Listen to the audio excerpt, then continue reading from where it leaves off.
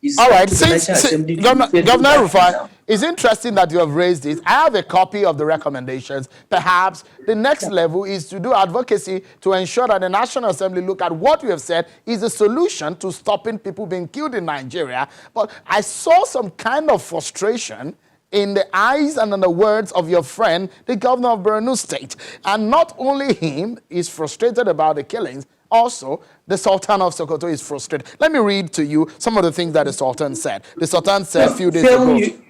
We are all frustrated. I am frustrated in my state. Many governors are frustrated in their states. We are called chief security officers only in name. We have no control over coercive instruments of state. You know, that's it. We're all frustrated. We want to be helpless? Able to take our fate into our hands. Are the governors helpless in their states, Governor? We are almost helpless. I mean, the NSAS protest clearly showed the limit to the control of governors over the police and the army. Some of us have more influence than others, but to a large extent, you know, you ask the commissioner of police to do something, he has to play with the IG. This is the reality. Even though we fund most of the operations of the police, we are not in control of the police. I don't determine who gets posted to my state as IG.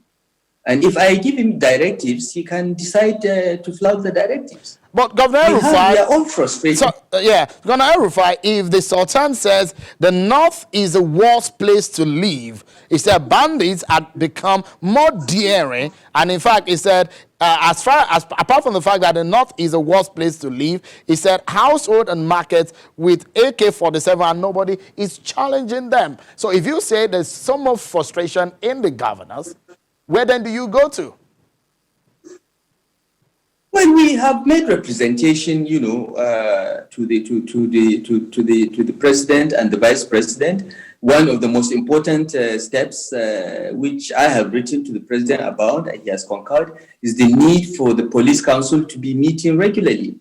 The Constitution created a national police council in which all the 36 governors are members, and it is that council that should actually regulate the operations of the police. It only needs to consider the appointment of IG. It should be meeting regularly so that the operations of the police are tightly regulated by the governors. Right now, the council is not meeting, and the IG just reports to the president, when in actual fact, he's supposed to report to the president and all 36 of us. That is one.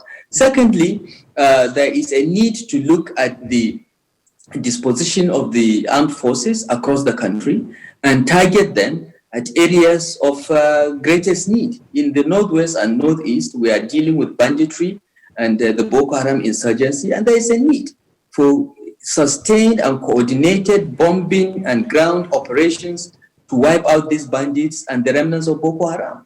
It can be done. It's a matter of just continuously doing it, not doing it in one state and then they move to another state, and then when you move to that state, they move to another state. There is a lot of military operation going on. There is a lot of boots on the ground, special forces, mobile police and police on the ground, but it is reactive. It is not taking into account the fact that these bandits must be wiped out at the same time in all the states once and for all.